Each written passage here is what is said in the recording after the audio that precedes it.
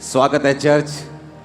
खुदावंद की प्रेजेंस में आप सेम वापस नहीं जा रहे। एक सफल आदमी, सक्सेसफुल आदमी और एक असफल आदमी, दोनों के हाथ दो हैं, दोनों का माइंड है, आंखें दो बराबर हैं, टांगे दो हैं, दोनों के पास 24 घंटे, दोनों उसी देश में रहते हैं, हो सकता है उसी शहर में रहते हो सकता है उसी मोहल्ले में रहते हो, पर एक कामयाब और एक नाकामयाब।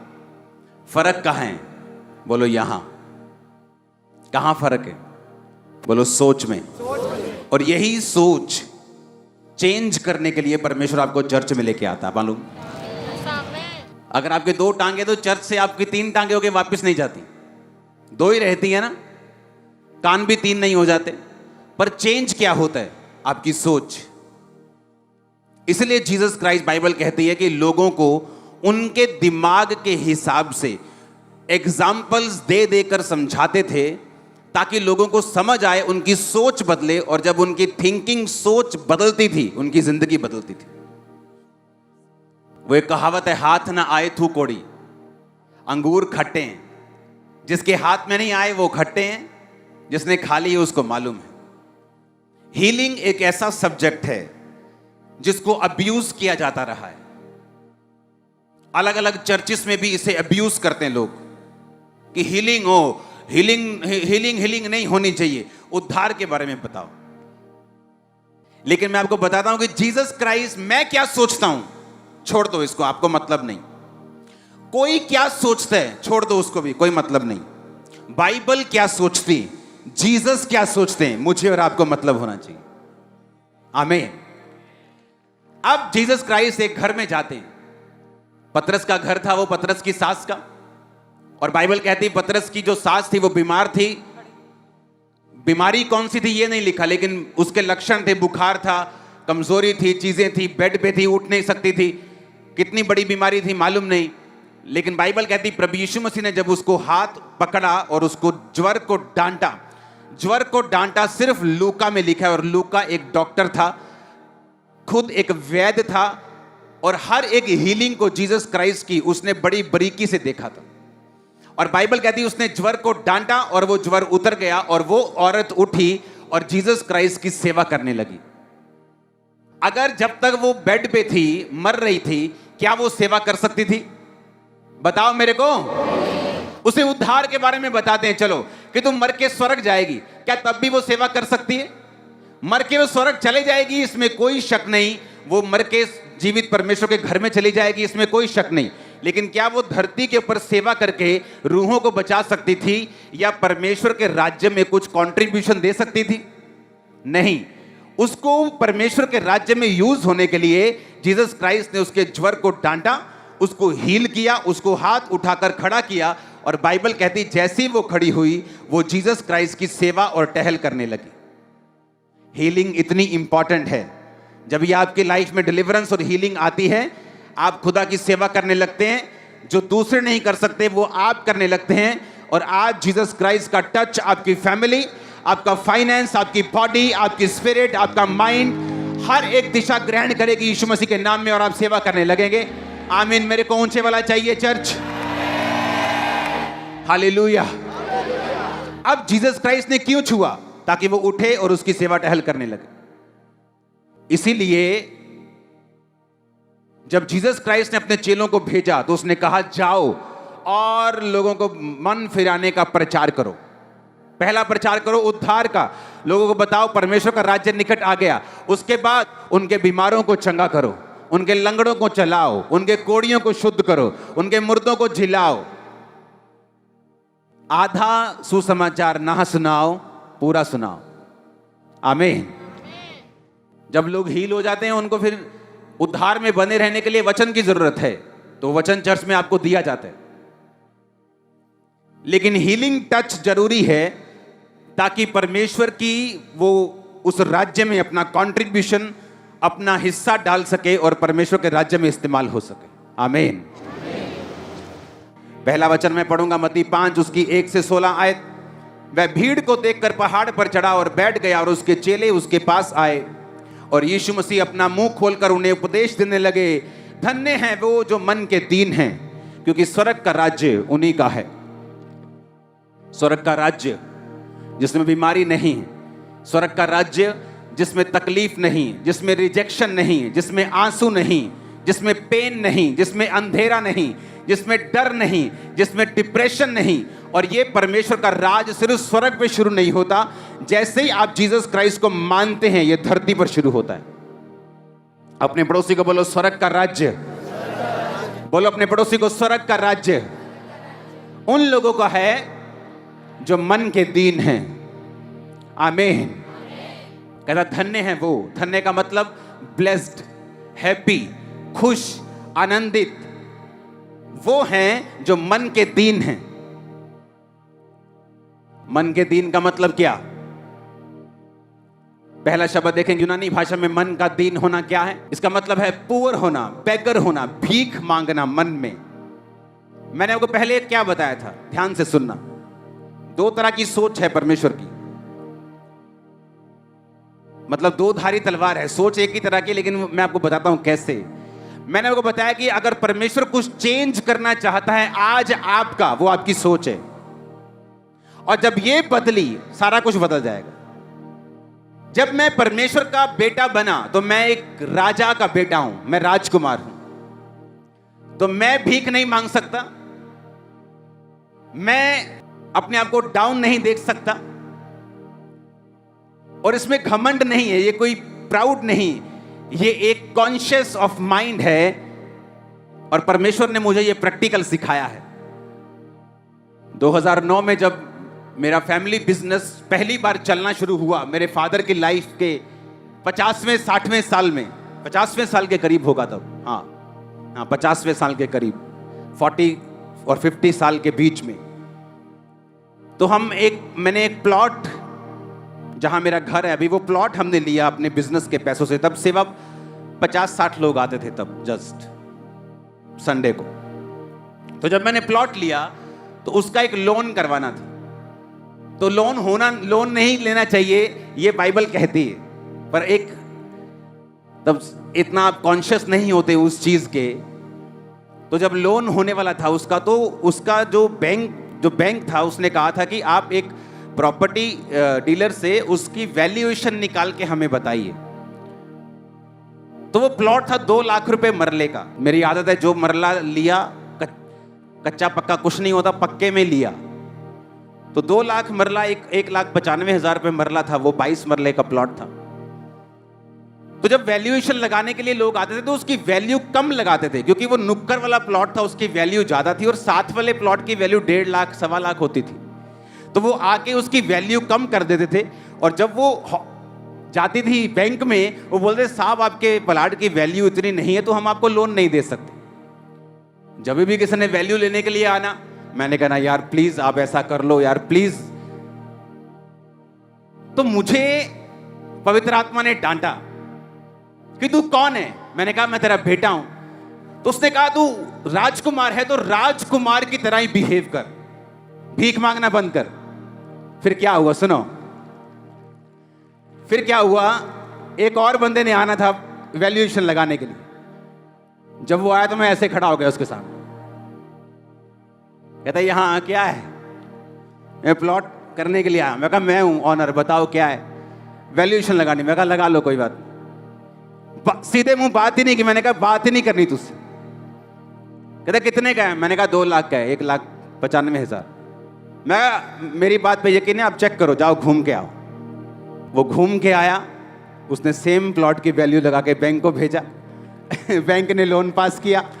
वो बाद में मैंने लोन खत्म कर दिया जल्दी से, वो बात अलग है। अब उसमें कोई लोन नहीं, लोन खुदा की ओर से नहीं होता, वो बात अलग है। लेकिन परमेश्वर ने मुझे सिखाया कि तुम्हें बैगर नहीं बनना, तुम्हें अपनी स्पिरिट में रहना है।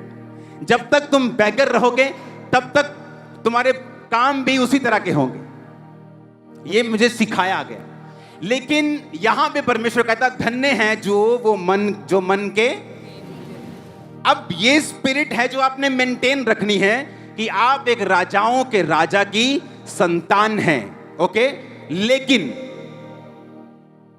वचन ये भी कहता है धन्य है वो जो मन के, यूनानी भाषा के शब्द को पढ़ेंगे, दीन शब्द को, जिसका मतलब है बेगर। कहता है धन्य वो जो मन के भिखारी हैं। किसके? आत्मा के, मन के। इसका मतलब क्या मैं बताता हूं। सुलेमान जो राजा था, राजा बना दिया गया और पावरफुल था, उसके सामने खड़े होने की किसी की हैसियत नहीं थी। लेकिन जब वो परमेश्वर के सामने गया तो उसने पता क्या कहा? परमेश्वर, आई एम नथिंग, मैं जीरो हूं। खुदा बाप मुझे बुद्धि चाहिए, मैं नहीं तो मर गया। तेरे लोग बहुत ज्यादा हैं, मैं इनका न्याय नहीं कर सकता, मैं जीरो हूं। घुटनों पे आया, मांगा, प्रभु मुझे बुद्धि चाहिए। धन्य है वो जो मन के। और परमेश्वर ने कहा तू मन का दीन हुआ, अब मैं तुझे बुद्धि दूंगा, पैसा दूंगा, ताकत दूंगा, प्रजा भी दूंगा, लोग भी दूंगा। मन का दीन। मन के दीन होने का मतलब यह है कि आप इस बात को रिकॉग्नाइज करते हैं कि आपकी सारी ब्लेसिंग का सोर्स सिर्फ और सिर्फ परमेश्वर है। आपकी इंटेलिजेंसी नहीं, आपकी कंप्यूटर इंजीनियरिंग नहीं, आपका बोलना चालना रंग रूप नहीं, जस्ट जीसस, सिर्फ खुदा आपकी ब्लेसिंग का सोर्स है। मन का दीन। धन्य है वो जो मन के दीन हैं, आशीषित हैं वो जो मन के भिखारी हैं, यानी जो हर बात पर परमेश्वर पर आश्रित हैं, जो हर बात के लिए परमेश्वर पर निर्भर हैं। मेरे पास आज पैसा है कि मैं वो जगह ले सकता हूं, इसका मतलब ये नहीं मैं वो जगह ले लूं।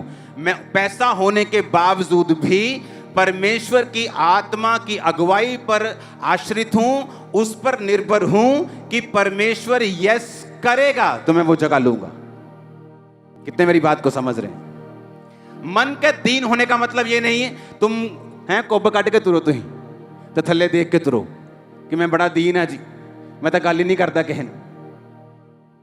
मन का दीन होने का मतलब ये नहीं आप प्यार से बात करें किसी से और दिल में गालियां निकालें।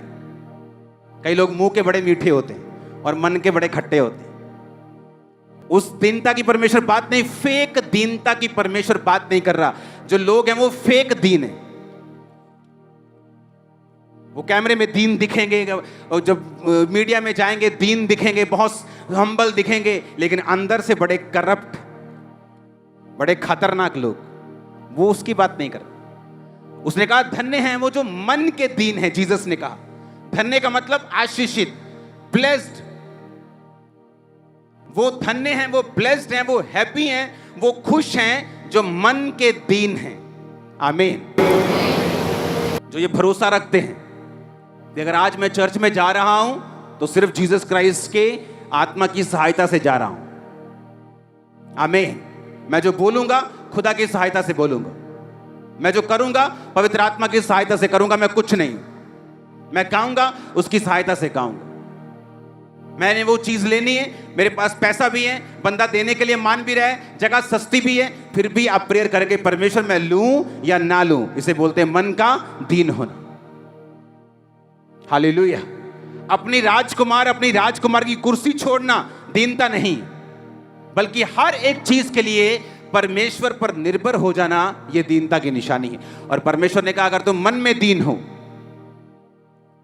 अगर तुम मन में क्या हो? दीन हो, तो तुम परमेश्वर के राज्य को क्या करोगे? फिर से पढ़ेंगे। धन्य हैं वो जो मन के दीन हैं, जीसस ने कहा क्योंकि स्वर्ग का राज्य उन्हीं का है। आमीन। मन के दीन होना। हालेलुया। धन्य हैं वो जो शोक करते हैं क्योंकि वो शांति को पाएंगे। जीसस ने पहाड़ पर यह शब्द बोला। दूसरा, ब्लेस्ड हैं वो, खुश हैं वो, आशीषित हैं वो जो शोक करते हैं, जो दुख मनाते हैं क्योंकि वो शांति को पाएंगे। किस चीज का दुख मनाए? कि तुम्हारा बेटा तुम्हारी बात नहीं सुनता, इस चीज का दुख मनाए। आप सभी को जय मसीह की दोस्तों। मेरा नाम है रोहित कुमार। आप देख रहे हैं सच्ची और भक्ति चैनल में आप सभी का स्वागत करता हूं। दोस्तों, आप सभी लोगों के बीच में लेके आ चुका हूं। दोस्तों, आपने देखा होगा अंकुर नरूला जी की प्रार्थनाएं, जो कि दोस्तों हमारे जीवन के लिए बहुत ही इम्पोर्टेंट है। और दोस्तों, परमेश्वर का वचन इस बात को कहता है कि आप लोगों को विश्वास रखना और प्रभु के वचन के तहत चलना बहुत ज़रूरी है। क्योंकि मेरे प्रियो, प्रभु का कहना है कि आपको क्या करना चाहिए, विश्वास रखना चाहिए, आपको धैर्य रखना चाहिए। परमेश्वर आपके जीवन के सारे दुख और तकलीफ़ों को दूर कर देगा और आपको बहुत सारी समस्याओं से आज़ाद करेगा। क्योंकि उन सभी मसीह भाई बहनों के लिए मैं आज कुछ ऐसे वचन को लेके आया हूँ, जो कि आज आपको एक साहस देंगे, एक आपको सामर्थ्य देंगे और आपको बहुत सारी समस्याओं से और बहुत सारे दुख और तकलीफ़ों से आज़ाद करेंगे। तो चलिए दोस्तों, सबसे पहले वचन की ओर चलते हैं। लिखा हुआ है यूहन्ना की पुस्तक का अध्याय 16 से 33 में पढ़ते हैं। यहाँ पे लिखा हुआ है, संसार में तुम्हें कलेश होता है, संसार में तुम्हें कलेश होता है, परंतु ढाढ़स बांधो, यानी कि शक्ति अपने आप को बांधो, अपने आप को मजबूत करो। परमेश्वर का वचन कहता है, मैंने संसार को जीत लिया है।